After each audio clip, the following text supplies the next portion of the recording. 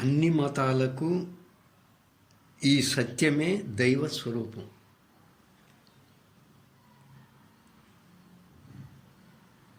బ్రాహ్మణత్వము అనేది హిందూ మత గ్రంథముల యొక్క సారాంశం.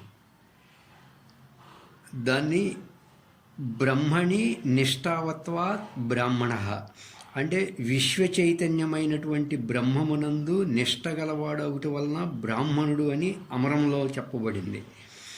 అంటే విశ్వ చైతన్యముగు బ్రహ్మమునందు నిశ్చలంగా మనసును ఉంచినవాడు బ్రాహ్మణుడు. అతడే బ్రహ్మజ్ఞాని.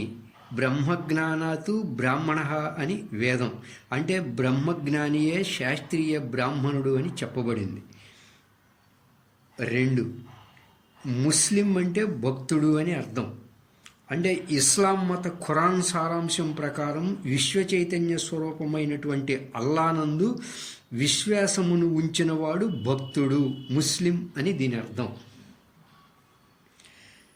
3, క్రీస్తువు అంటే బైబిల్ యొక్క సారాంశం క్రీస్తువు. క్రీస్తువు అంటే అభిషిక్తుడు అని అర్థం. అంటే స్నానము చేసినవాడు అని అర్థం. అంటే విశ్వ చైతన్యమైనటువంటి ఆత్మస్వరూపమందు కడుగబడి పరిశుద్ధపరిచినవాడు అని అర్థం. అంటే పరిశుద్ధ ఆత్మలో స్నానము చేసినవాడు క్రీస్తువు అని అర్థం. ఆ ఆత్మయే నేను, ఆ ఆత్మయే నేను అనేటువంటి భావముతో శ్వాసనిష్ట ద్వారా బ్రహ్మనిష్టను కుదిరించుకున్న బ్రహ్మజ్ఞానియే బ్రాహ్మణుడు. యాహూ అనేటువంటి భావముతో విశ్వ చైతన్యమైనటువంటి అల్లాలో లీనమైనవాడు ముస్లిం భక్తుడు. సుషుమ్న అయినటువంటి నాసికాగ్రములో ఉన్నటువంటి ఆత్మ అంటే శ్వాస యొక్క ఉచ్ఛ్వాస నిశ్వాసలను తిరిగి తన వద్దకు తీసుకొన్నచో దేహము నశించి దేవుడు మిగులును అని బైబిల్ గ్రంథం యోబు 27:2లోను 31:14లోను 15లోను చెప్పబడింది. అంటే శ్వాసపై మనసును ఉంచుట ఆత్మపూజ. యాహూ అంటే ధ్యానములో సహజ కుంభకములో ఉండుట అల్లా పూజ. దేవుని దూతలు వాయువులు అంటే ఉశ్వాస నిశ్వాసలోని కీర్తన 104:4లో బైబిల్ గ్రంథంలో కూడా చెప్పబడింది. అంటే బ్రహ్మనిష్టతో బ్రాహ్మణత్వమును సంపాదించుకొననివాడు అజ్ఞాని అని వేదంలో చెప్పబడింది. విశ్వ చైతన్యమైనటువంటి అల్లాను యాహూభావముతో విశ్వసింపనివాడు కాఫర్ అని ఖురాన్లో చెప్పబడింది. విశ్వ చైతన్యమైనటువంటి దేవునిలో అభిషిక్తుడు కానివాడు పాపి అని బైబిల్ మహాగ్రంథంలో చెప్పబడింది. అందుకే మహాత్ములు గమాగమస్తం గమనాది శూన్యం చిద్రూపదీపం తిమిరాపహారం పశ్యామితే సర్వజనాంతరస్థం నమామి హంసం పరమాత్మ రూపం అన్నారు. నమామి హంసం పరమాత్మ రూపం అన్నారు. అంటే నమస్తే వాయో త్వమేవ ప్రత్యక్షం బ్రహ్మాసి. అంటే శ్వాసపై మనసు ఉంచితే ఆత్మపూజ. అందుకే వేమన గారు కూడా ముక్కులోన గాలి ముక్తికి త్రోవరా అన్నారు. ఓడక మన యొక్క ముక్కు రంధ్రాల్లో ఆడేటువంటి శ్వాసపై మనసును ఉంచితే చాలు. శ్వాసను అలా మనసుతో చూచుకుంటూ ఉంటే మనకు తెలియకుండానే నిద్ర వచ్చినట్లు ఉంటుంది. అలాగే ఆ గమనికలోనే గనక ఉన్నట్లయితే క్రమంగా అది జాగ్రత్త సుషుప్తి అవుతుంది. అప్పుడు విశ్వ చైతన్యమైనటువంటి ఆత్మ కానివి అన్నీ పడిపోయి, అంటే అల్లా కానివన్నీ కూడా పడిపోయి, క్రీస్తువు కానివన్నీ కూడా పడిపోయి, మనలో ఆత్మ మాత్రమే, అల్లా మాత్రమే, ఆ క్రీస్తువు మాత్రమే మిగులుతుంది. ఈ స్థితినే మోక్షము అన్నారు. ఎవరు ధ్యానం చేయాల్సి వచ్చినా హంసతోనే కూర్చోవాలి, అంటే శ్వాసతోనే కూర్చోవాలి. ఎందువల్ల అంటే హంసకు పరమాత్మకు సంబంధం ఉన్నది. మనలో ఉన్న దేవదేవుడు అయినటువంటి ఆ బ్రహ్మముతో ఆత్మతో సంబంధం కలిగి ఉన్న వస్తువు ఏంటయ్యా అంటే హంస. ఏమండి, శ్వాస అనేటువంటి వస్తువేమో పారమార్థికమైనటువంటి బ్రహ్మముతో, పారమార్థికమైనటువంటి ఆత్మతో సంబంధం పడి ఉంది. ఇంద్రియాలేమో వ్యావహారికమై ఉన్న ప్రపంచంతో సంబంధం పడి ఉన్నాయి. రెండే ఉన్నాయి వస్తువులు, ఒకటి సాకారంచ, రెండు నిరాకారంచ. ఒకటి ఇంద్రియాలకు గోచరమయ్యే వస్తువు, రెండు ఇంద్రియాలకు అగోచరమైన వస్తువు. ఒకటి పరిణామం చెందే వస్తువు, రెండు అసలు పరిణామమే చెందని వస్తువు. ఒకటి మిథ్యా పదార్థము, రెండు సత్య స్వరూపము. ఒకటి అప్రకాశక వస్తువు, రెండు స్వప్రకాశక వస్తువు. ఒకటి దుఃఖ స్వరూపం, రెండు ఆనంద స్వరూపం. ఒకటి పరిచ్ఛిన్న స్వరూపం, రెండు అఖండ స్వరూపం. ఒకటి పదార్థము, రెండు యథార్థము. ఒకటి జగత్తు, రెండు జగదీశ్వరుడు. ఒకటి ప్రకృతి, రెండు పురుషుడు. ఈ రెండే వస్తువులు ఉన్నాయి ఈ ప్రపంచంలో. ప్రపంచంతో ఉన్నామా దుఃఖం, పరమాత్మతో ఉన్నామా ఆనందం. ఏమండి, అందరము కూడా రాత్రికి భోంచేస్తాం, తర్వాత పక్క సర్దుకుంటాం ప్రయాణానికి. ఏ ప్రయాణానికి అంటే ఎక్కడైతే కర్మేంద్రియాలు, జ్ఞానేంద్రియాలు, అంతరింద్రియాలు, ఆలోచనలు, ఉద్వేగాలు, ఆందోళనలు, టెన్షన్స్ మొదలైనవి అన్నీ కూడా ఎక్కడైతే సమసిపోయి ఉంటాయో అక్కడికి మనందరి యొక్క ప్రయాణం రాత్రి భోంచేసిన తర్వాత. అంటే అక్కడ ఏముందని మనం అక్కడికి వెళ్తున్నాం? ఆనందం. అంటే అక్కడ ఆ నిద్రలో అక్కడ ఏమీ లేవు కాబట్టి ఆనందంగా ఉన్నా, ఇక్కడ అన్నీ పెట్టుకున్నాం బాధపడుతూ ఉన్నాం. తెలిసో తెలియకో అందరూ కూడా లోనికి వెళ్ళే ప్రయత్నమే చేస్తున్నారు. ఎవరికైనా కానీ లోనికి వెళ్తేనే ఆనందం అండి, బయటికి పోతే దుఃఖం. కాబట్టి లోనికి వెళ్ళే ప్రయత్నం అందరూ చేస్తున్నారు.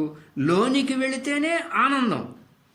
లోకంలో అందరికీ ఏం కావాలి ఇప్పుడు చెప్పండి? ఆనందం. ఆ ఆనందం సమిసిపోయి ఉన్న తర్వాత, అన్నీ సమిసిపోయి ఉన్న తర్వాత ఉన్న ఆత్మ ద్వారా లభిస్తుందా? సమిసిపోకుండా ఏ ఒక్కటైనా సరే ఉన్నటువంటి ఇంద్రియాల వల్ల వస్తుందా? గమనించండి. అంటే ఆ ఆనందము అనేది ఆ అన్నీ సమిసిపోయి ఉన్న తర్వాత ఉన్న ఆత్మ ద్వారా లభిస్తుంది. కాబట్టి శ్వాస అనబడు హంస సాక్షాత్ పరమాత్మ యొక్క సాకార ఆకారము. నమస్తే వాయో త్వమేవ ప్రత్యక్షం బ్రహ్మ అసి అన్నారు తైత్రీయోపనిషత్తులో. ఎందుకంటే సాక్షాత్ నిర్గుణ బ్రహ్మమును పొందింపజేస్తావు కాబట్టి ఆ బ్రహ్మమును పొందింపజేయగలిగే సామర్థ్యము హంసలోనే ఉన్నది. ఏ శ్వాస అయితే పరమాత్మ నుండి పుట్టి బయటికి వస్తూ ఉందో ఆ శ్వాస నిన్ను పరమాత్మ వద్దకే తీసుకుపోతుంది. ఎప్పుడు? శ్వాస గమనికలో ఉంటే అండి. ఆ పరమాత్మలో కూర్చోబెట్టేస్తుంది అంతే. శ్వాస గమనికలో ఉన్నామంటే ఆ పరమాత్మలో కూర్చోవడమే ధ్యాన సమాధి, బ్రాహ్మీ స్థితి, బ్రహ్మానందము, మోక్షము అన్నారు. ఏమండి, ఎక్కడికో పోతే మోక్షం కాదు, నీ లోపలే మోక్షం ఉన్నది. ఎవరికైనా సరే విశ్వ చైతన్యమగు బ్రహ్మమును పొందటమే మోక్షము. ఎవరికైనా సరే తమ లోపల ఉన్నటువంటి ఆత్మస్వరూపాన్ని పొందడమే మోక్షము. లోకములో పరమాత్మ యొక్క విషయము తెలియక చాలామంది ఎక్కడో పరమాత్మ ఉన్నాడని ఎక్కడికెక్కడికో పోతూ ఉంటారు. వాస్తవం ఏంటి? నీ దేహమే ఆలయమైతే దేహములో ఉన్న ఈ ఆత్మయే బ్రహ్మము, దైవము.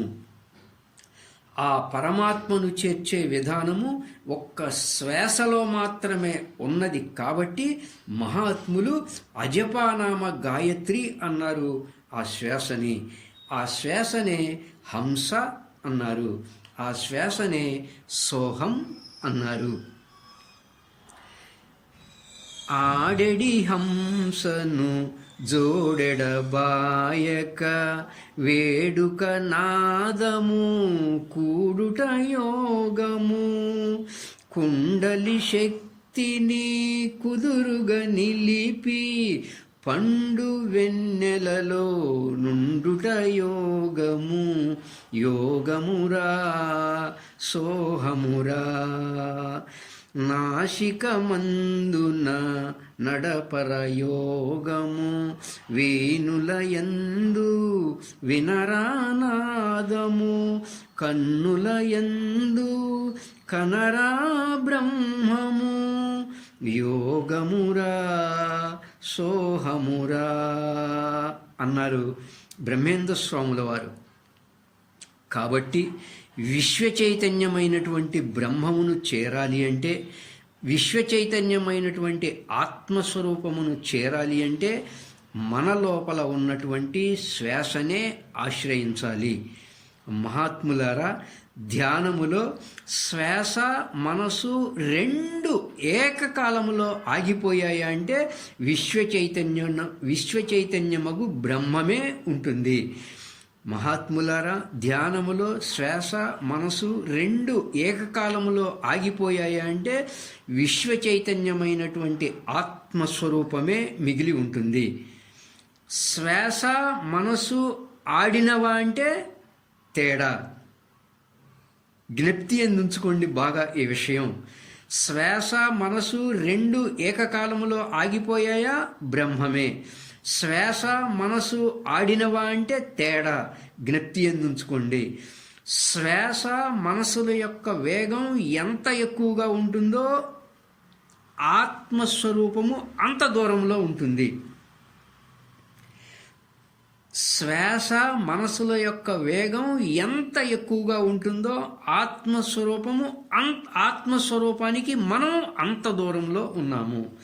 ధ్యానములో మనసు యొక్క వేగం తగ్గే కొద్దీ శ్వాస కూడా ఆగిపోతూ ఉంటుంది. ధ్యానములో ఏర్పడే ఒక ప్రక్రియ ఇది.